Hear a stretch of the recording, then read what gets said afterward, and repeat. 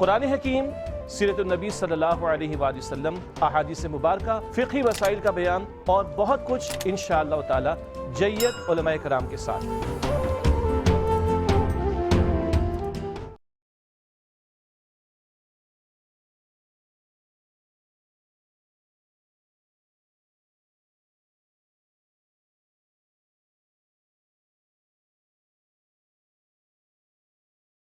صلی علی رسولہ الکریم، اما بعد، بسم اللہ الرحمن الرحیم، اللہم صلی علی محمد وعلی آل محمد وبارک وسلم، رب اشرح لی صدری ویسر لی امری واحلل عقدۃ من لسانی یفقہوا قولی واجعل لی وزیرا من اہلی، آمین یا رب العالمین۔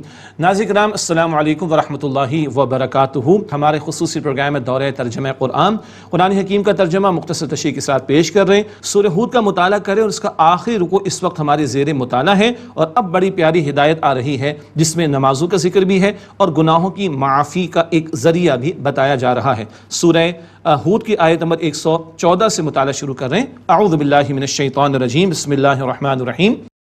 وَأَقِیمِ الصَّلَاةَ طَرَفَیِ النَّہَارِ وَزُلَفًا مِنَ اللَّیلِ، اور نماز قائم کیجئے دن کے دونوں اطراف اور رات کے کچھ حصے میں۔ دن کے دونوں اطراف صبح اور شام کی نماز، اور رات کے کچھ حصے میں یہ تہجد کی نماز۔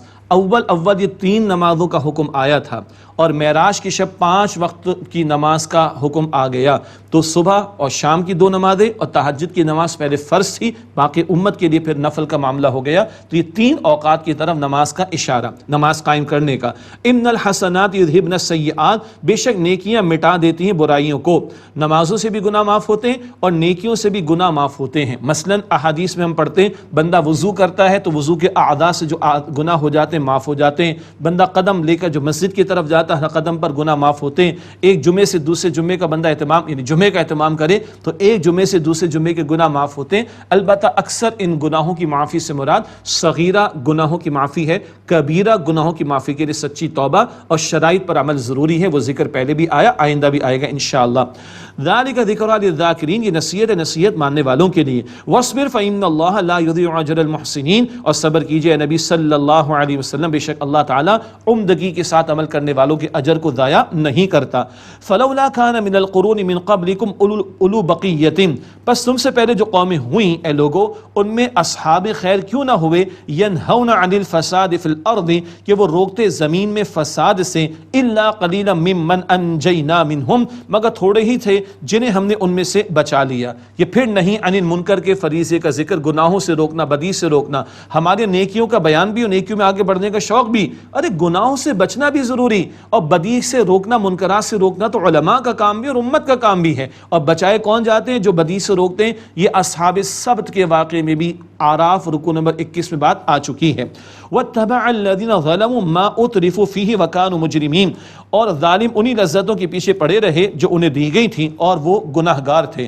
وَمَا كَانَ رَبُّكَ لِيُهْلِكَ الْقُرَىٰ بِظُلْمٍ وَأَهْلُهَا مُصْلِحُونَ، اور آپ کا رب ایسا نہیں کہ بستیوں کو ظلم سے ہلاک کر ڈالے جبکہ وہاں کے لوگ اصلاح کرنے والے ہوں۔ یہ بہت اہم بات نہیں، انل منکر کا فریضہ جاری رہے گا تو اللہ عذاب سے بچائے گا، ورنہ پھر عذاب عام آتا ہے، ہر ایک اس میں پستا ہے۔ وَلَوْ شَاءَ رَبُّكَ لَجَعَلَ النَّاسَ أُمَّةً وَاحِدَةً، اور اگر آپ کا رب چاہتا تو لوگوں کو ایک ہی امت بنا دیتا۔ وَلَا يَزَالُونَ مُخْتَلِفِينَ، لیکن وہ ہمیشہ اختلاف کرتے رہیں گے۔ کیوں؟ اللہ تعالیٰ نے انسان کو اختیار دیا ہے، اِلَّا مَن رَحِمَ رَبُّكَ، مگر یہ کہ جس پر آپ کے رب نے رحم فرمایا۔ وَلِذَٰلِكَ خَلَقَهُمْ، اور اسی لیے اللہ نے پیدا کیا، اللہ نے امتحان کے لیے پیدا کیا، اللہ نے مختلف صلاحیتیں دی ہیں، نیکی کی بھی بدی کی بھی، سوچ بھی سکتا ہے بندہ، غور کر سکتا ہے، اختیار اس کو عمل کرنے کا دیا، اسی میں اس کا امتحان ہے۔ وَتَمَّتْ كَلِمَةُ رَبِّكَ لَأَمْلَأَنَّ جَهَنَّمَ مِنَ الْجِنَّةِ وَالنَّاسِ أَجْمَعِينَ، اور پوری ہوئی آپ کے رب کی بات کہ یقیناً میں جہنم کو بھر دوں گا جنات اور انسانوں سے اکٹھے۔ مگر کون سے انسان و جنات؟ جنہوں نے خود غلط اختیار کا غلط استعمال کیا، حق قبول نہ کیا، باطل کو قبول کیا، نافرمانیوں میں پڑے رہے، وہ ہیں جو اپنے لیے جہنم کا سامان کر رہے ہیں۔ یہ نقطہ سورہ اعراف آیت 18 میں بھی ہم پہلے پڑھ چکے ہیں۔ وَكُلًّا نَقُصُّ عَلَيْكَ مِنْ أَنْبَاءِ الرُّسُلِ مَا نُثَبِّتُ بِهِ فُؤَادَكَ، اور ہر بات اے نبی علیہ السلام اور یہ رسولوں کے احوال جو ہم آپ سے بیان کرتے ہیں اس لیے تاکہ آپ کے دل کو ہم تسلی دیں۔ حضور علیہ السلام بھی جد و جہد میں مصروف عمل ہیں، حق و باطل کا معرکہ سجا ہوا ہے، پچھلے پیغمبروں کے واقعات تسلی کا باعث حضور اور حضور کے ذریعے امت کے لیے بن رہے ہیں۔ ما نثبت به فؤادک، تاکہ اس سے ہم آپ کے دل کو تسلی عطا کریں، وجاءک فی ھذہ الحق وموعظۃ وذکریٰ للمؤمنین، اور آپ کے پاس آیا ہے اس میں سے حق اور ایمان والوں کے لیے نصیحت اور یاد دہانی، وقل للذین لا یؤمنون اعملوا علی مکانتکم، اور ان لوگوں سے کہہ دیجئے جو ایمان نہیں لاتے تم اپنی جگہ کام کیے جاؤ، انا عاملون، ہم بھی اپنی جگہ کام کرتے ہیں۔ پھر وہ چیلنج کا انداز حضور کی زبان سے صلی اللہ علیہ وسلم، وانتظروا انا منتظرون، اور تم بھی انتظار کرو، ہم بھی بے شک انتظار کرنے والے ہیں۔ وَلِلَّهِ غَيْبُ السَّمَاوَاتِ وَالْأَرْضِ وَإِلَيْهِ يُرْجَعُ الْأَمْرُ كُلُّهُ، اور اللہ تعالیٰ ہی کے پاس ہیں آسمان و زمین کی غیب کی باتیں، کل اختیار اس کا، کل علم اس کے پاس ہے، اور اسی کے تحت تمام کاموں کا لوٹایا جانے کا معاملہ ہوگا۔ فَاعْبُدْ، اسی اللہ کی عبادت کیجئے، وَتَوَكَّلْ عَلَيْهِ، اور اسی پر بھروسہ کیجئے، وَمَا رَبُّكَ بِغَافِلٍ عَمَّا تَعْمَلُونَ، اور آپ کا رب اے نبی علیہ السلام اس سے بے خبر نہیں، اے لوگو جو تم عمل کرتے ہو۔ حضور سے مخاطبت، رہنمائی سب کو، جو تم کرتے ہو اللہ اس سے بے خبر نہیں ہے۔ الحمدللہ سورہ ہود کا مطالعہ کسی درجے میں مکمل ہوا۔ اب اس کے بعد سورہ یوسف ہے، قرآن پاک کی منفرد مزاج کی صورت، ابھی ہم پڑھیں گے۔ القصص اس کو کہا گیا، بہترین قصہ اور واقعہ قرآن حکیم کا سورہ یوسف، مکی صورت ہے، اور داستان یوسف کا بیان تو ہے مگر اس کے ذیل میں داستان محمدی کا ذکر آئے گا صلی اللہ علیہ وسلم۔ مشرکین مکہ کے ذریعے یہود نے سوال کروایا، یہود تک بات پہنچی، کسی نے رسالت کا دعویٰ کیا، اچھا پوچھو بنی اسرائیل یہ مصر کیسے پہنچے؟ یہ تو فلسطین کا علاقہ تھا، یہ وہاں سے مصر کیسے پہنچے؟ اللہ نے ایک پوری صورت عطا کر دی اور ساری تاریخ بتا دی کہ بنی اسرائیل مصر کیسے پہنچے ہیں۔ اللہ اکبر کبیرہ، یہ ساری تفصیل ہے جو اس صورت میں ہمارے سامنے آئے گی، لیکن اس سورہ مبارکہ میں بالکل منفرد مزاج ہمیں ملے گا، اور بہت سارے واقعات بڑی تیزی سے واقعات بدلیں گے، ہر دوسری آیت میں اگلا واقعہ اگلا واقعہ اگلا واقعہ۔ یہ اگر ہم دوسری انڈسٹری کی اصطلاح میں کہیں تو وہ الفاظ استعمال کرنا بے ادبی کی بات ہو جائے گی، لیکن سمجھانے کے لیے عرض کر رہا ہوں کہ واقعات بڑی تیزی کے ساتھ تبدیل ہوں گے، بہت کچھ آئے گا۔ مثال کے طور پر اس صورت میں ہم دیکھیں گے یہاں بادشاہوں کا ذکر بھی ہے، یہاں تاجروں کا ذکر بھی ہے، یہاں جانوروں کا ذکر بھی ہے، یہاں وزیروں کا ذکر بھی ہے، یہاں بری عورتوں کا تذکرہ بھی آئے گا، یہاں گمنامی کا بیان بھی ہے، شہرت کا بیان بھی ہے، غربت کا ذکر بھی ہے، عزت کا ذکر بھی ہے، ذلت کا بیان بھی ہے، صبر کا بیان بھی ہے، تقوی کا ذکر بھی ہے، دین کا بیان بھی آئے گا، دنیاوی امور کا ذکر آئے گا، توحید کی دعوت کا ذکر آئے گا، شرک کی نفی کا بیان آئے گا، سیرتیں افراد کی وہ بیان ہوں گی، لوگوں کے کریکٹرز کا ذکر آئے گا، انسانی نفسیات کا ذکر آئے گا، خوابوں کی تعبیر کا بیان آئے گا، سیاست اور حکومت کی بات آئے گی، ریاست کے معاملات کو چلانے کی بات آئے گی، ہارڈ ٹائمز آئیں تو سچویشن کو اجتماعی معاملات میں کیسے ٹیکل کرنا ہے یہ ذکر بھی آئے گا، معاشی تدبیروں کا بیان بھی آئے گا، حسن اور عشق کی باتیں بھی آئیں گی، زہد اور تقوی کا تذکرہ بھی آئے گا۔ یہ بہت کچھ ہے جو اس صورت میں ہمارے سامنے آ رہا ہے۔ آئیے اس کا آغاز کرتے ہیں۔ بسم اللہ الرحمن الرحیم، سورہ یوسف۔ الف لام را، حروف مقطعات، تلک آیات الکتاب المبین، یہ روشن کتاب یعنی قرآن پاک کی آیات ہیں۔ انا انزلناہ قرآنا عربیا لعلکم تعقلون، بے شک ہم نے اسے عربی زبان میں قرآن کو نازل کیا، ہم نے اس قرآن کو عربی زبان میں نازل کیا تاکہ تم سمجھو۔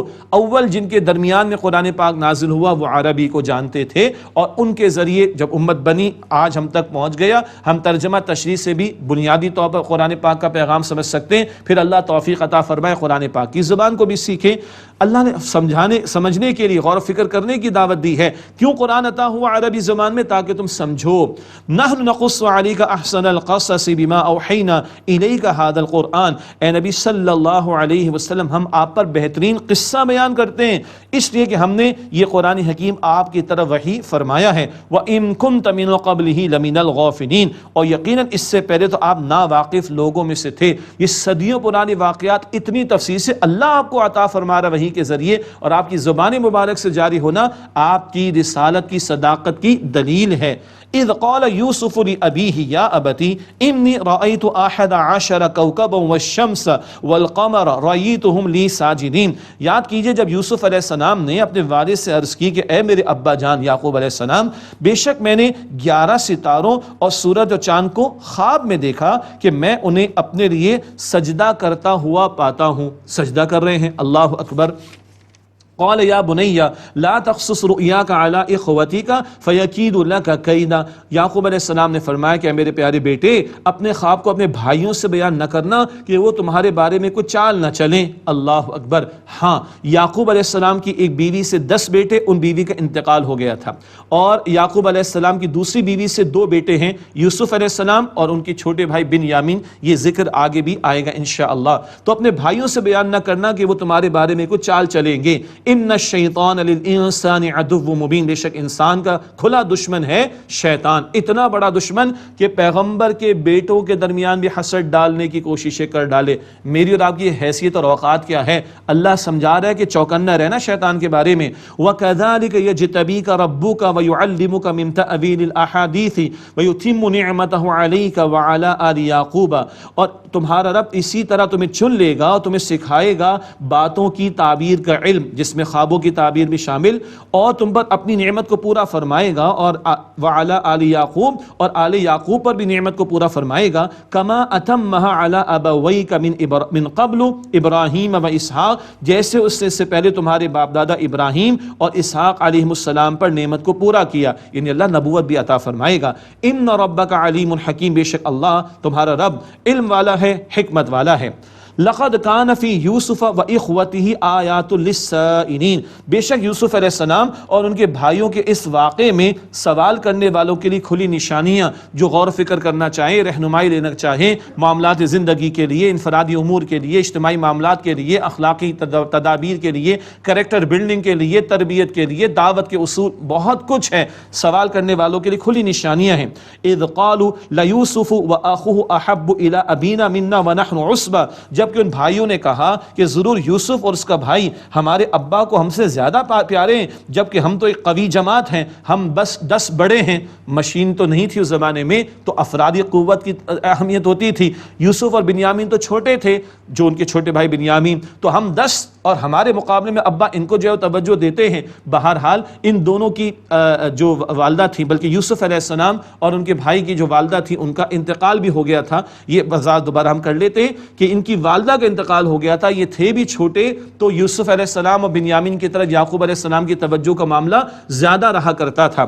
اب ان بھائیوں کو یہ توجہ دینے کی وجہ سے فیل ہوا کہ ہمارے اوپر تو ابا کی توجہ نہیں، یہ حسد کا آ جانا یہ عام چیز ہے ہمارے معاشرے کے اندر، اسی لیے تو اللہ قرآن میں ڈسکس کر رہا اور ہمیں سمجھا رہا، رہنمائی عطا فرما رہا ہے۔ ان ابانا لفی ضلال مبین، بے شک ہمارے ابا جان تو اس کی محبت میں سری غلطی میں مبتلا ہے۔ کس کی محبت میں؟ یوسف کی۔ وہی حسد کا معاملہ ہو رہا ہے۔ اب یہ حسد کہاں تک لے کے جا رہا ہے؟ حابیل و قابیل کا واقعہ یاد ہے؟ ذہن میں لے کر آئیے۔ حسد تو بھائی کو قتل کروا دیتا ہے نا۔ سنیے ادھر، اقتلوا یوسف او اطرحوا ارضا یخل لکم وجہ ابیکم، یوسف کو قتل کر ڈالو یا اسے کسی زمین میں ڈال آؤ کہ تمہارے والد کی توجہ تمہارے لیے خاص ہو جائے، وتکونوا من بعدہ قوما صالحین، اور تم ہو جانا اس کے بعد نیک لوگوں میں سے۔ یہ الٹی پٹی شیطان پڑھاتا ہے، پہلے تو گناہ کر لو، ارے کر لو، مزے لے لو گناہ کے، پھر توبہ کر لینا، استغفر اللہ، ارے گناہ کرتے مر گئے پھر کیا ہوگا، یہ نہیں سوچتا بندہ۔ اچھا قتل کر دو، استغفر اللہ، بھائی کو قتل کر دو، اللہ اکبر۔ یا چلو دوسرے آپشن، کسی سرزمین میں چھوڑ کر آ جاؤ، نہ یوسف سامنے ہوگا نہ ابا کی توجہ ہوگی، توجہ ہمیں مل جائے گی۔ یہ بھی الٹی پٹی شیطان نے پڑھائی، ساری توجہ یوسف علیہ السلام کے لیے ہو جائے گی۔ ابھی تھوڑا آگے چل کر ہم پڑھ لیں گے۔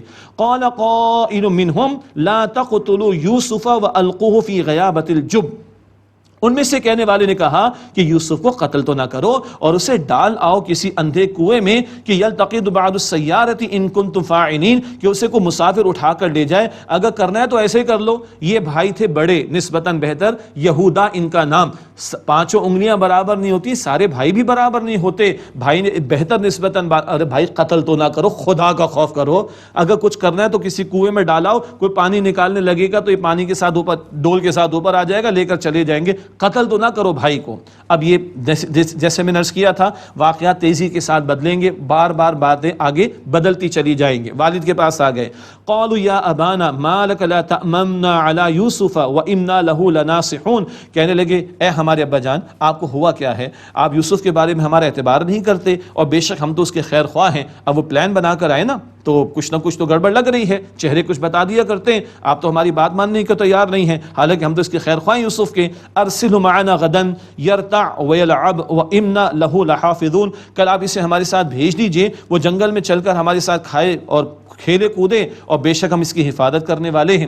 قال انی لیحزننی ان تذهبوا به واخاف ان یاکلہ الذئب وانتم عنہ غافلون۔ یعقوب علیہ السلام نے فرمایا کہ دیکھو یہ بات مجھے غمگین کرتی ہے کہ تم اسے تو لے جاؤ، اور میں ڈرتا ہوں کہ اسے بھیڑیا کھا جائے جبکہ تم اس سے غفلت میں ہو اور بے خبر ہو، اور یہ بھیڑیا اس کا کام تمام اس کو کھا جائے، مجھے یہ بات غم زدہ کرتی ہے۔ قالوا، کہنے لگے، لئن اکلہ الذئب ونحن عصبۃ انا اذا لخاسرون۔ ابا جان کیا بات کر دی آپ نے، اب یہ انسانی نفسیات کا، آپ ہماری بہادری کو چیلنج کر رہے ہیں، آپ ہمارے اعتماد کو چیلنج کر رہے ہیں۔ اللہ اکبر، کیا کہہ رہے ہیں، اگر اسے بھیڑیا کھا گیا جبکہ قوی جماعت ہیں، اس صورت میں تم بڑے نقصان اٹھانے والے ہوں گے۔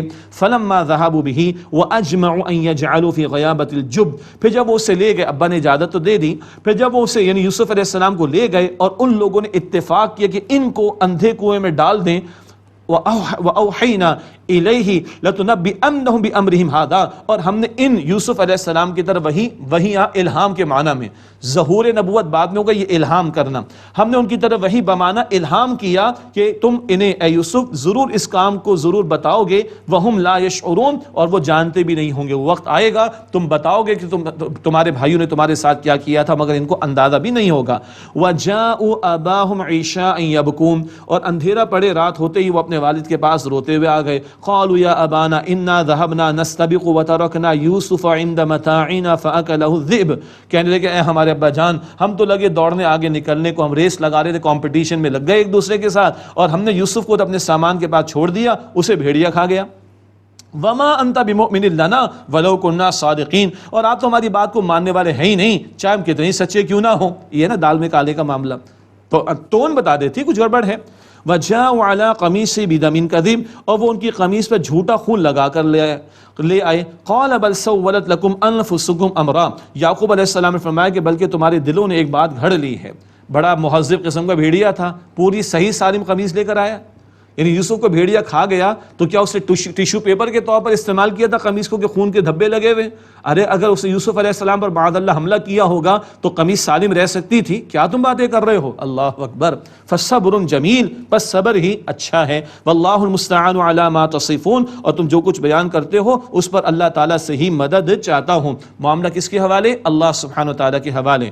وجاء سیارۃ فارسلوا واردہم فادلی دلوا، اور ادھر ایک قافلہ آیا، بس انہوں نے اپنا پانی بھرنے والا سقا جسے کہتے ہیں، پانی کہتے تھے، اب تو اردو بھی بدل رہی ہے، بس انہوں نے اپنے پانی بھرنے والے کو بھیجا، فادلا دلوا، بس اس نے اپنا ڈول ڈالا کنویں سے پانی نکالنے کے لیے۔ قال یا بشرا ھذا غلام، اس سے کہا ہاں خوشی کی بات، یہ تو ایک لڑکا ہے۔ واسرہ بضاعہ، اور انہوں نے اسے مال تجارت سمجھ کر چھپا لیا۔ واللہ علیم بما یفعلون، اور اللہ خوب جانتا ہے جو وہ کرتے تھے۔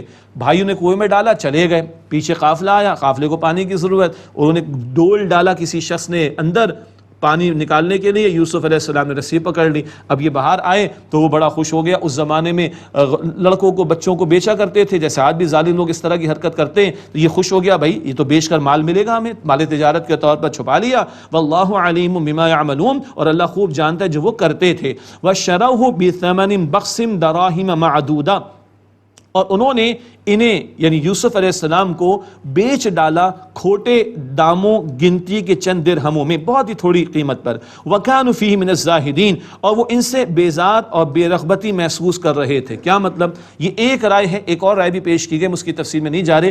ایک رائے کے مطابق وہ جو قافلے والے تھے جلدی جلدی بیچا، بھائی جو ملے، کوئی کاسٹ تو آئی نہیں، جتنا ملے گا پروفٹ ہی پروفٹ، چاہے چند درہم کیوں نہ ہو، ورنہ کوئی اس کے گھر والے آگے تو مسئلہ پیش آ جائے گا۔ تو وہ بے رغبت ہو رہے تھے، جلدی سے بیچ کر انہوں نے پیسے لے لیے۔ کہاں بیچا ہے؟ مصر میں۔ تو یہ کہاں سے؟ فلسطین وغیرہ کے علاقے سے کہاں چلے گئے یوسف علیہ السلام؟ مصر پہنچ گئے ہیں۔ وقال الذي اشتراه من مصر لامرأته اکرمی مثواہ عسى ان ينفعنا او نتخذه ولدا، اور مصر کے جس شخص نے ان کو خریدا یعنی یوسف علیہ السلام کو، اس نے کہا اپنی بیوی سے کہ اسے عزت اکرام کے ساتھ رکھو، شاید کہ یہ ہمیں نفع پہنچائے یا ہم اسے بیٹا بنا لیں۔ یہ شخص عزیز تھا، عزیز ٹائٹل تھا وزیر، بنی ہائی اپس میں سے تھا، وزیر کا گھرانہ ہے، شاید کوئی اولاد نہیں ہوگی تو اس نے اپنی بیوی سے کہا شاید اس کو ہم بیٹا ہی بنا لیں. وَكَذَلِكَ مَكَّنَّا لِيُوسُفَ فِي الْأَرْضِ، اور اسی طرح ہم نے یوسف کو سرزمین مصر میں جگہ عطا فرمائی. اللہ اکبر. وَلِنُعَلِّمَهُ مِن تَأْوِيلِ الْأَحَادِيثِ، اور تاکہ ہم انہیں باتوں کی تعبیر کا علم سکھائیں. باتوں کی تعبیر میں خوابوں کی تعبیر بھی ہے، ڈیسیشن میکنگ بھی ہے، معاملہ فہمی بھی ہے، سب کچھ شامل ہے. واللہ غالب علی امرہ، اور اللہ تعالیٰ اپنے کام پر غلبہ رکھنے والا ہے. ولکن اکثر الناس لا يعلمون، لیکن اکثر لوگ علم نہیں رکھتے. کہاں؟ فلسطین وغیرہ کے علاقے سے حضرت یوسف علیہ السلام کو مصر اللہ نے پہنچا دیا، اور پہنچایا بھی کہاں؟ ایک عزیز یعنی بڑے وزیر کے گھر میں. ولما بلغ اشدہ، اور جب یوسف علیہ السلام اپنی قوت کو پہنچے یعنی پختہ عمر جوانی کو پہنچے، آتیناہ حکما و علما، ہم نے انہیں حکم اور علم عطا کیا. اب ظہور نبوت کا معاملہ، وحی کا آغاز. وَكَذَلِكَ نَجْزِي الْمُحْسِنِينَ، اور اسی طرح عمدگی کے ساتھ عمل کرنے والوں کو بدلہ دیتے ہیں. وَرَاوَدَتْهُ الَّتِي هُوَ فِي بَيْتِهَا عَن نَفْسِهِ وَغَلَّقَتِ الْأَبْوَابَ وَقَالَتْ هَيْتَ لَكَ، اور یوسف علیہ السلام کو اس عورت نے، اب یہ جوان ہو گئے یوسف علیہ السلام، اسی عزیز کے گھر میں ہے، اس کی بیوی جس کا معروف نام ہمارے بیان کیا جاتا ہے زلیخا. بہرحال عزیز کی بیوی نے فرمایا، قرآن حکیم نے اس عورت نے پھسلایا وہ کہ جس کے گھر میں تھے، انہیں ان کے نفس کی حفاظت سے برائی کی دعوت دی اور دروازے بند کر دیے. اور وقالت ہیت لک، اور بولی کہ آ جلدی کر. قال معاذ اللہ، انہوں نے فرمایا اللہ کی پناہ. پیغمبر کا تو ایمان کا عالم کیا ہوتا ہے، اگر پیغمبر بھی اللہ تو ہی بچا سکتا ہے. قال معاذ اللہ، فرمایا کہ اللہ کی پناہ. انہ ربی احسن مثوائی، بے شک وہ میرا رب ہے، اس نے مجھے بہت عمدہ مقام عطا کیا ہے. یہ ایک ترجمہ اور ترجمانی، اللہ کی طرح توجہ کا معاملہ. وہ میرا رب بہت عمدہ، اس نے مجھے مقام عطا کیا ہے.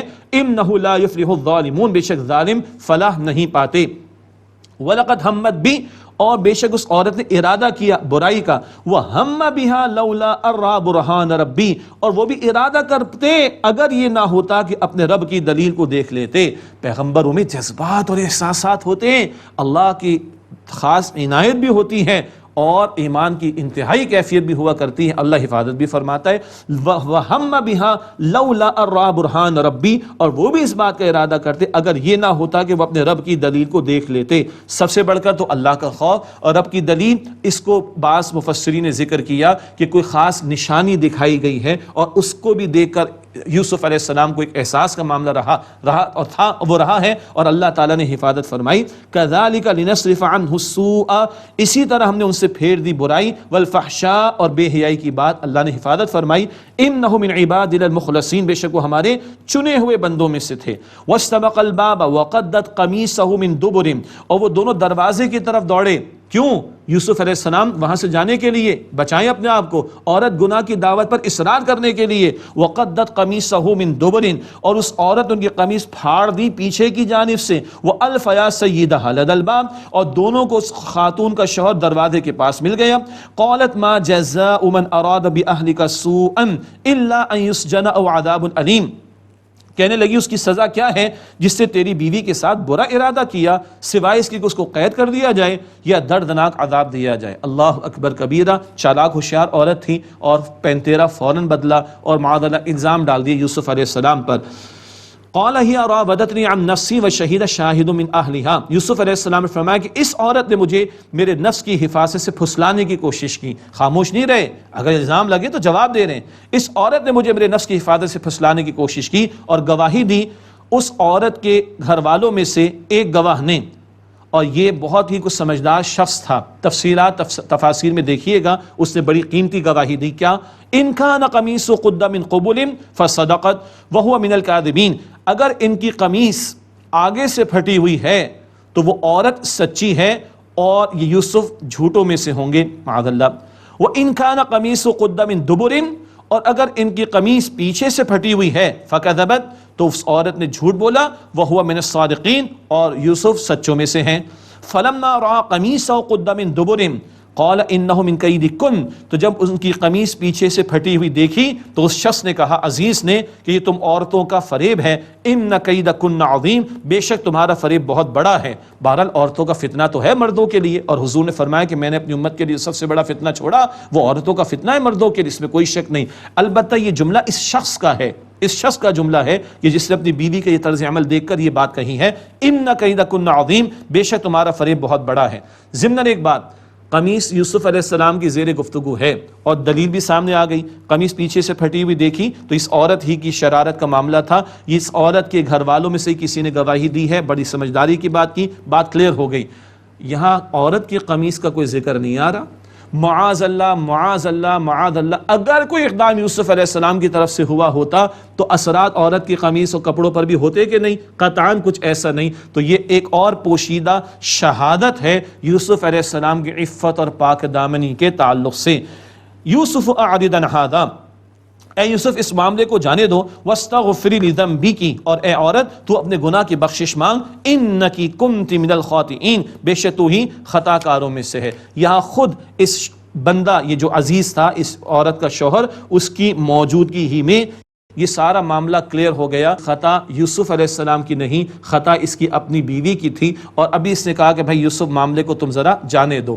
بڑے گھرانے کے معاملات ہیں نا، اور یہ بڑے گھرانے کے معاملات چھپے ڈھکے نہیں رہتے، کم سے کم جو ہائی اپس کی کمیونٹیز ہوتی ہیں وہاں باتیں چلی جاتی ہیں، چنانچہ یہ بات چلی گئی اور دائیں بائیں کے بڑے گھرانوں کی عورتوں میں چیمگوئیاں شروع ہو گئیں، اور ان کی طرف سے اس عورت پر الزام تراشی کا معاملہ آ گیا کہ عجیب عورت ہے، اپنے غلام کو اس نے پھسلانے کی کوشش کی ہے، عجیب عورت ہے۔ اس عورت نے بھی ایک برا طرز عمل اختیار کیا، یہ اس وقت کی سوسائٹی کا ایک نظارہ ہے جو قرآن کریم رکھ رہا ہے۔ لیکن پھر کیا ہوا، اس عورت نے، عزیز کی بیوی نے ایک دعوت پر عورتوں کو بلایا، اور پھر وہاں کیا کچھ ہوا۔ اللہ تعالی حضور پر ہمیں سچا ایمان اور ان کی تعلیمات پر عمل کی توفیق عطا فرمائے۔ وآخر دعوانا الحمد للہ رب العالمین، والسلام علیکم ورحمۃ اللہ وبرکاتہ۔